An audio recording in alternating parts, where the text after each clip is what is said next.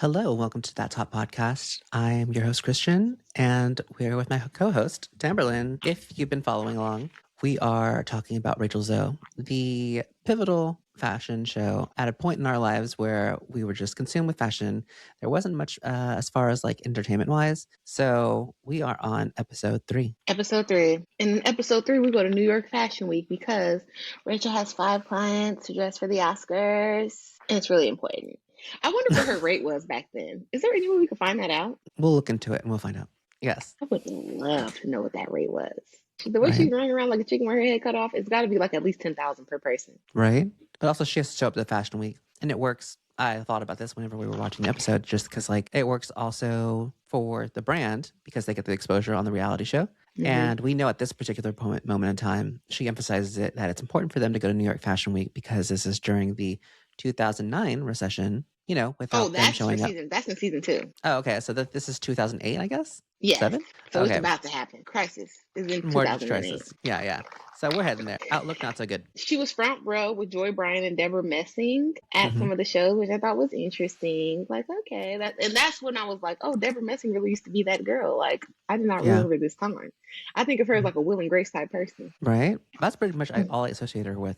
I guess she was in a couple of rom-coms, but also she was on that show. I don't know how long it lived, but it was Smash or like, remember she was like, it was basically like a Glee. I don't think that show was good.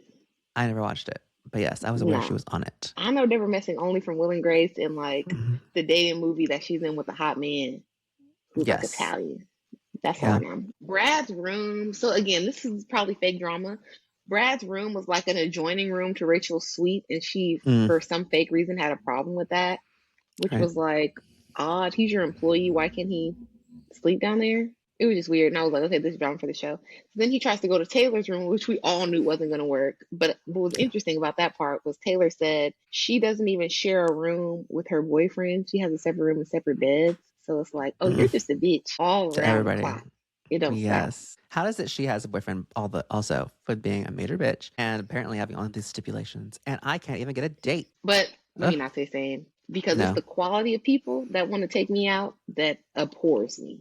Absolutely. Yes. I would not do it. So if Taylor was that awful, you can only imagine how awful that boyfriend was. The boyfriend was. Or is he like sadomasochist and like hates himself? He likes it. But you know what I'm learning from like my brief experience as adult dating is that kind of like the girls that act like Taylor that are super bitchy, they get exactly what they want because they're vocalizing it all the time. And their harsh standards are just out in the open. So a guy to even get close to her already knows and is already dealing with like the ultimate bitch. Look at what Brad's going through just working with her. So if a guy has convinced her to like get naked with him or something, he's already been through the gauntlet. He already knows what he's getting into, and he likes it. Where is Peter Somm, the Asian designer, today? That's what I would like to know. Exactly what I was thinking. Yeah, he had to be. He definitely was affected by the 2009 eventual like crisis. He's no longer around. We'll research that too. We'll put it in our notes that we're gonna look him up. I googled him, and there's a picture of him cooking with a chef outfit on. Oh, okay. So he's now working at the Chipotle on Broadway. Just kidding, Peter Somm. Award-winning fashion designer Peter Somm presents a lifestyle destination encompassing the worlds of fashion, food, home, and living. PeterSomm.com. Check him out. Go stay at his bed and breakfast. Maybe now, because we know that everybody's so reachable, maybe we'll try and get him on this podcast. Ooh. I'll go to this little bed and breakfast. It looks cute. Yeah. Okay, Peter Somm, we could talk about those clothes you were making in 2008 because questionable. Questionable now. I feel like then it was like of the moment. Okay. But isn't that like a sign of less good fashion? And this is no shade to Peter. But isn't that a sign of like less good fashion when it's super duper indicative of the time period and of the moment? Like, isn't that what we not? Or are there two buckets? Are there the classics and then the trends, and we always need the trend people? Yes, because I think that's when we get into like style versus fashion, which we'll talk about in a future episode. Because it's totally different. Because that's exactly what fashion is. It's just like people were so like, oh, this is not what Balenciaga would have done. Like Cristobal versus what Demna had done, and allegedly tarnished the name. But that's the whole, like, the word of fashion is just like of that moment. It's just whether or not it keeps to the house's code. Like, how do you interpret that code for that specific moment. Okay, I got that. And then some houses have a more classic or streamlined code, so it's easier for people to follow. Where other Yes. people, the A little bit houses more kind of go obscure. with the DNA of the designer, like Gucci kind Yes. of Like sways Gucci, with the designer. exactly. And Okay. like they weren't even built on fashion. So like they don't have that as far as like aesthetic for clothes. I think if Hmm. anything, we associate it with like mostly with Tom Ford, but then Michele, Hmm. Alessandro, Michele, yeah, Michele. Yes. And then he kind of like reinvented their code, I guess. Hmm. But yeah, so like, but that code, especially since, well, off topic, but he's taking it with him to Valentino now. So like, Yes. it's not an exclusive to Gucci anymore. So it's a Michele. Hmm. Yeah, Yeah. I was gonna say I don't know how to say his name either. I call him Alessandro Michelle. Michelle. Michelle. Uh, Also, something that was kind of stupid to me about this episode, but another like little Easter egg for the eventual demise of this relationship is Mhm. why is Roger asking her about her schedule during fashion week? Because this lady acts like she's about to pass out and die when she's doing fittings in the garage. So you think that during fashion week she's gonna like stick to anything? That was kind of stupid. And then they had like a whole date that like she fake flaked out on, and then he was seen playing pool with a bunch of like middle aged, kind of overweight men. Yes. They Otherwise, his weren't very friends. attractive. Yes. Yeah. Well, Yes, they also, were very. Roger isn't very attractive. Throughout this series, Mm. I was like trying to find the angle. Like, yeah, he's attractive. It's like, no, I don't think he's attractive. He has like an Ellen DeGeneres. Yes. Haircut. Yeah. Yes. Or it also was reminiscent of like a young Justin Bieber or a Ryan Sheckler, Yes. if you But at remember this Ryan point, Sheckler. he's like a middle aged man. Like, why? I also thought that too. Like, why do you have this haircut? It's not really refined. It's kind of like giving like a bro because like he does run like an internet, allegedly, internet Hmm. company. Like, if you're in charge of this, like, why do you look like this? Your wife is a stylist. Can she not find you a new style? Tell us what Roger was doing for work, if y'all know in the comments, because I'm Mhm. very interested in that because I want to know who purchased that home. And then later on in the season, we're going to get to a standout gift that he purchased her. And then Rachel is also shopping like the limit does not exist on the card. So it's like, I want to know, Roger, send the funds. Like, where is this money coming from? Because Yes. you said But, internet business one time. We never heard nothing else about it. right. These random meetings. Oh, and later on in an episode, but we'll get to that later. Yes. Yes, yes, yes. That's what I mean. Like your job. I don't know. Yes. It's giving mafia. But also an aspect of his job is like this vague internet thing. But also he's supposed to be like the, I think CFO or something of like Rachel Zoe Incorporated. Yes, Okay, yes. yeah, And she's like, yes, he just helps me with everything I need. And like right now, I'm really nervous because Roger isn't here. I'm going to this meeting and like, yeah, okay, so maybe he invested in her company. Well, clearly he's footing the bill. If she's well, we don't know who's paying the bills in the house. That's what we need to get to the bottom of. yes, Her sit down with Donna Karen after the show was so epic. I like that a lot. yes. And this is And they were whenever like, she was still at her namesake brand. She was creating amazing gowns at her brand before she sold it. I don't know. Also with this, but also with other people, I was like, I wonder if they're actually friends. I feel like with her, with Marc Jacobs, they actually like know each other. I wonder otherwise with whenever they did the sit downs, like, are they friends or they did this because like, oh, it's just a PR moment for the oh, okay, okay. brand. Like, hey, let's just pretend like we're buddy buddy. Let me get this intimate like sit down so like you can get the press and exposure, and I can also get the notoriety of having like Donna Karen on my Mhm. show. Mhm. Hmm. I don't think it's necessarily so much maybe based on Friends for like the fashion show sit downs, because Yeah. like we've seen in other fashion show documentaries or like when you watch coverage of the shows back in the day, they would have like a long press line and the designers kind of back then had to talk to every person because there Mhm. were actually buyers and people at the shows for different things, and they're like getting interviewed by newspapers and like WWD and all that. So I feel like back then it was way easier to get that, where now I feel like that would be considered a premium experience, and they have customers who pay extra to go backstage after the show and like take some pictures with designers and like all that. Yeah. Yeah. Totally. Okay. Another designer we had on this episode was Erin Featherson. She had Dame Dash. Before we go to that, I want to say a bunch of the Donna Karen stuff really just hit me in my heart. And I was up at night on eBay looking for Looking for vintage it. Donna Karen. Beautiful. Like, Beautiful oh, it stuff. was stunning. But then we went on to Erin Featherson, who was more like a sub 2000s core type of designer. Hmm. She had Dame Dash and Anne Hathaway at the show, which I thought was very indicative of the times. I thought that Oh, was cute. totally. Dame Dash is definitely falling from grace. Yes. Especially now, And because then like late night, I've fallen into the TikTok where he may or may not have been involved. Like, apparently, allegedly, she didn't want to be involved with Jay-Z. Instead of choosing Jay-Z, she chose Dame Dash. And allegedly, she was offed Oh, she was because of all. unalived. Yes. Yes, Because there's of a lot of this. conspiracy theories. Yes, it's so It's about the crazy. rise of Oh, Beyonce and the death of Aaliyah. yes. Anyway, off topic. Anyways, Continue. go on your own TikTok or YouTube rabbit hole if you want, because they have a whole bunch of theories about that. I don't know. And then Rachel and Roger bond over their love for the Grateful Dead because I think Joey, her hairstylist, who's really cute, he's a really cute, young, hot gay. I love me some Yeah. Joey on the show.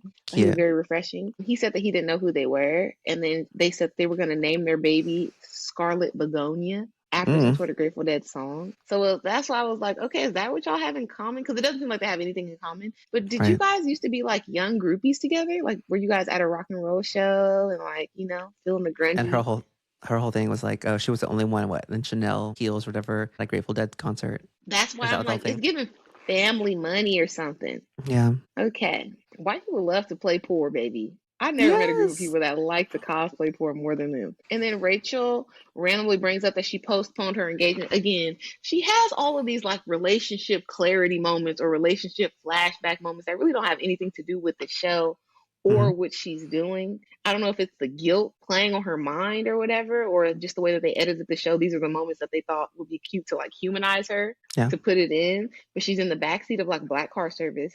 And I think, again, she's doing some sort of pickup or on the way from somewhere. And she says, I remember when I postponed my engagement to Roger when I was 24. I told him I was too young to be married and I needed to sort out my life before I could give it to him. While she sits in the car, like I said, during Fashion Week, ignoring him, missed the date. Yes. Like, priorities. What are we talking about? Yes. And then she goes, because this is also during so I get kind of why she got a reality show during this time, because she was already like bubbling under and she was getting a lot of deals. So maybe this reality show was like in cooperation with her getting her own line and then the launch of this book. Yeah. Because episode 3, she's going. Episode 3, we go to the publisher and they already had the book ready and blah, blah, blah. And she discusses how Taylor hated the picture that was included of her, which is understandable. And it was a bad photo. The picture was crazy. It'll be up.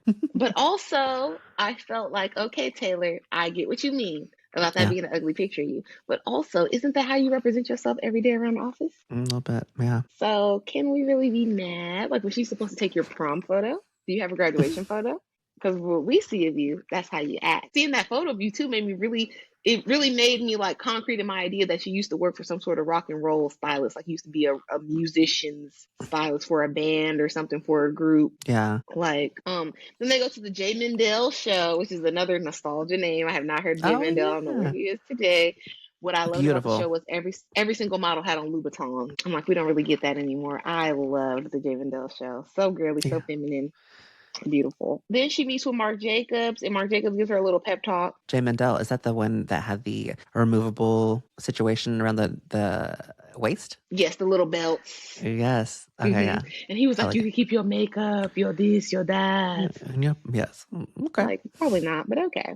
I keep my flip phone in there, my razor. Then she meets up with Marc Jacobs, who she said like they've hung out a couple of times and he's kind of become a close friend. And he gives her a pep talk and about her, like we discussed on one of the previous episodes, her looking a little gaunt, a little skinny, which is true. I don't know if there was an eating disorder or something, but maybe allegedly the stress of it all. Because then because when we saw the young wedding photo of her, she did not look like so skeletonish. So maybe she's trying to keep her weight down. I don't know. And it also it was affecting. Obviously, at some point we'll see, and I'll insert photos. You could see ribcage. You could see sternum. Yes. But also, it wasn't in.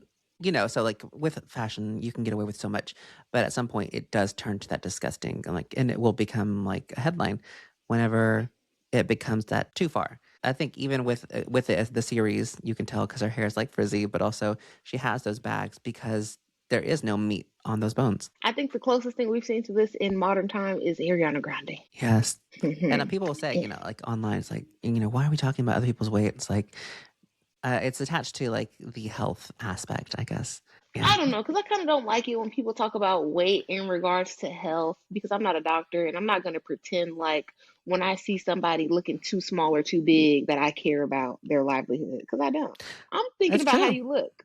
I see how you look right now. And you look too skinny, it looks bad. You look too big, it looks bad. That's all it is. And there was the whole thing. It was on TikTok or something, Instagram, whatever. It's like all the people, I think somebody had mentioned it. I'll find it, whatever.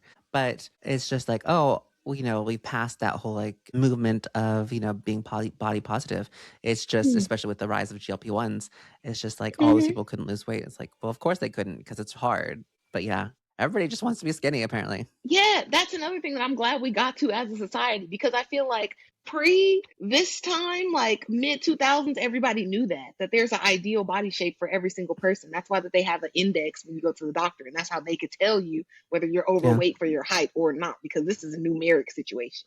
But then Yeah. all of a sudden, they made it about self-esteem, people feeling good. I've been knowing overweight ladies that slay, have a nice Mm-hmm. fur coat, that always look popping, big boobs, big booty, everything, and they don't care, they're not worried about their weight. So those people being positive about their body did not mean that they were necessarily healthy or that was the ideal body shape, nothing. Then we started just praising anything. And we went into the mukbang era of the internet, where we had people eating on the Oh, internet yes. and getting intentionally fat for their content. Like that one man on YouTube who just exploded. Like, it's too much. Like, that's not what body positivity is supposed to be about. To me, body positivity should be for Loving like where you people that are. got a big nose, Yes. or And not like you changing got that a, small for a smaller nose for the society yeah, of it. But yeah. you got a big mole or something. It's like, no, that's who you are. Not if you are my 600-pound life. You got a lazy eye. Love that lazy eye. But also, if you don't, there is a surgery to Change fix it. it if you want. Yeah, if you want. And I'm Love all you for how that you as are. well. Yeah. Yeah, body modification. If you want to do something to yourself, Yes. do it. I don't like it when people do those rock and roll modifications, like when they get the fully black eye ball, Oh, no, too much. I mean, or when your body, your choice, whatever. and then when people Apparently, get like that's the not big ear. anymore under this administration. Yeah, it's not your body, your choice. You better cut that No. out. Yeah. Okay. Stop it. So to stay Back on on topic. topic, Mark Jacobs said people love to see people who succeed fail. And it's like, that's kind of true, but also if we saw you looking normal last week and today we see you looking like a skeleton, people are going to address it. Let's stop acting like that's not the case. She ditches Roger for dinner to go to a show, which is like obvious it's Fashion Week. And that's why I That's was her job. saying, why would you even plan a date with this lady during Fashion Week? It doesn't make any sense. And then on the show, I was like, I hope for this particular scene that this was just drama for the show and it wasn't real, because if it is real, that's super sad and like disrespectful in my opinion, because you say that you're going on this date and you bother him about the date and you give him all these details about it, and then you just randomly don't show up. You don't, show, no call. That's automatic termination. Yes. And then you had him walk into the empty hotel room and he's just kind of walking around and like you're embarrassing him on TV. I did not like that, because you're just making him look like weak and lame. Yeah. But, And he is if you love supportive of Roger, her. Yes. if you love Roger so much, don't make him look like a loser on national television, because that sucks. And I think what people don't understand about stuff like that is when you're so caught up in your own world, because I get, I'm a fashion girl too. If they told me it was my grandma's birthday or I got in New York Fashion Week, I'm going to Fashion Week and I'll talk to my grandma later on. It is what it is. Yeah. But or bring her with you. I mean, what if they said it can only be me, Christian? I'm just saying, in the Roman priorities, we're going to do certain things. When you love a person, you're in a relationship with the person, I think it's different, because you open up that situation to scrutiny from everybody. So it's not your family and friends are going to see the show and they see you doing whatever you want to do. Roger's friends and family are also going to see the show and they see him looking like he's getting played. So now that's the narrative in the BlackBerry chat, in the BBM. Hey, Roger, is everything okay? How's it going over there? I feel like you could do better. I feel like you could go watch that's at home sometimes. I feel like she's always shopping. She's always complaining. She's always crying. Like, it just makes you look bad to everybody. I don't think she was thinking about that. The eventual divorce that we're dealing with in modern times. Then they went to the Michael Kors show with Deb Messing and Joy Bryant. The friends were making fun of Roger. See, this is what I mean. And I can imagine after the show airs, it only gets worse.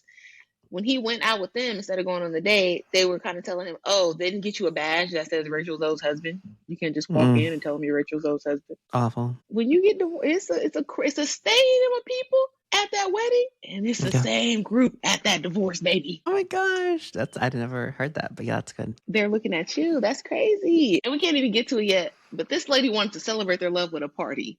A fool. We'll get to that. We'll get there. Rachel, yeah, she does shop constantly. I do see myself in her. Did it make me get off of eBay while I was watching the show? No, it didn't. No, it didn't, because I have disconnected myself from my former husband. So there's nobody to check me on what I'm spending my money on. It's fine. Look at this. And then Taylor had to leave Fashion Week earlier to do an editorial shoot, and they discussed how it took Rachel 3 years to trust her to work like this alone. So I didn't really know if this was Taylor's shoot, because why wouldn't Rachel know about it? Or if this was like, it kind of didn't make sense. What do Right, you right. assume about that? No, like it was definitely like, she's the manager of this whole like enterprise. How is it, she doesn't know the certain aspects? Which one was this one? This one was the glamour. Which one was I that? guess. Janet Garner? No, it wasn't. It wasn't. They didn't mention who the celebrity even was. They just said Taylor had to leave because this shoot was already scheduled and then it got moved. So she has to leave right now. And they were making it like a big deal, like she was leaving Fashion Week, but it was almost over. And then she's like, I mean, she has Brad. And I guess, like, I don't think he's ready for the job, but obviously Rachel believes in him. Yeah. So I guess he's going to go to Fashion Week. I don't feel like he's ready. It's like, ready for what? Ready to walk around behind this lady, sit behind her at the show, Yeah. walk up to the designer with her after the show, shake hands. There's not much to the job. And I wonder, do I suffer from that as well? I feel like that's just American work culture. Because even in the office jobs I had, like people love to act like everything is falling apart, and it's like, no, it's not. No, we're fine. It's never. We're fine. Like I've never really been to a job where you have to work the whole 8 hours. Like Must people are nice. chit chatting, people are walking around, people come telling you shit about their personal life you don't care about. We're in meetings that could be an email. So yeah, it was just more of Taylor just hating on Brad, saying I don't feel like he's ready. I guess she left. She loves all the attention. Hates it when Yeah. everybody else is in the spotlight. It seemed like she just liked it better when she was working there, like she was Rachel's right hand, and then all the other people were just interchangeable interns. Because it seemed like she was fine with the intern, that she was treating the interns like people essentially. Yes. But she didn't want anybody like with pride of placement or connection to Rachel. Weird. Okay. She felt But that's all we got for. Definitely felt threatened. Yeah. That's all I have for episode 3. What do you have to say about episode 3? Your overall consensus? It was all right. I like even like it was cool to see that the whole like them going to fashion shows and it was like it gave her that credibility. Like whenever she got down to Karen to sit down, I don't know why I feel like Marc Jacobs seems more what's the word accessible, I guess. So yeah, but whenever they got down to Karen, it's like oh okay, fashion. When you say accessible in regards to Marc Jacobs, do you mean cheap? Or do you mean like he's a man about town and he's like, known for being a part of pop culture, like he's friends with Lil' Kim and all that?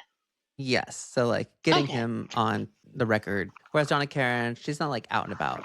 They're not of the same age. So, she's or just like at home. Yes. Those designers really gave her that like fashion credibility and the show. And speaking of, fashion designers, we'll get more on that for episode 4 because she meets a whole bunch of people in episode 4. And they even go to a DVF show. Yes. See you in the next episode. Thank you for watching. Don't forget to like and comment and subscribe. Share with a friend.